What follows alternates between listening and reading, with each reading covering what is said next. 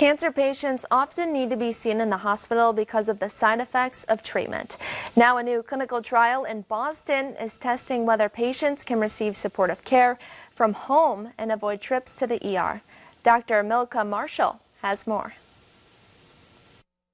Maya Newman has stage 4 nasopharyngeal cancer. The 47-year-old receives chemotherapy and radiation. All of a sudden, it hits the fan and you feel awful. Managing the side effects of cancer treatments can sometimes mean a trip to the emergency room or even a hospital stay.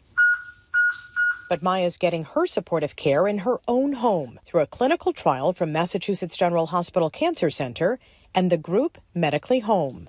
We can have somebody join us on the video of their primary oncology team if they want to see the patient while I'm there. We work closely together to keep that patient on track with their treatment, and they're improving their quality of life through the symptom management. The program involves active monitoring of symptoms. Patients input their vitals and symptoms into an iPad daily. As soon as my heart rate goes high, it's like you get a phone call. Dr. Arij El-Jawari is with the MGH Cancer Center. The idea of being able to capture warning signs, diagnose a problem, address it at home before it becomes a bigger problem that requires a patient to be hospitalized. And it definitely gives me some relief to know that people are watching out for me. The clinical trial began before the pandemic, but patients say avoiding the hospital now when they can is a big plus. It's really enabled me to continue working. It's been able to continue having me around the family.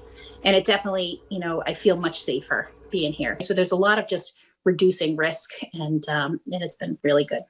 Maya is also able to receive some chemotherapy at home, making this tough time a little easier. Dr. Milka Marshall, CBS News, Boston. It's estimated that more than 18% of cancer patients need hospitalization or immediate treatment within a month of receiving chemo because of side effects. And adult cancer survivors face a higher risk of developing and dying from secondary cancers. That's according to a new study from the American Cancer Association. Researchers compared more than 1 million cancer survivors to people in the general population.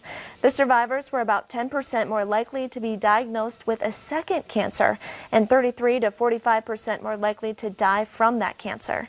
The majority of new cancers were those associated with smoking or obesity.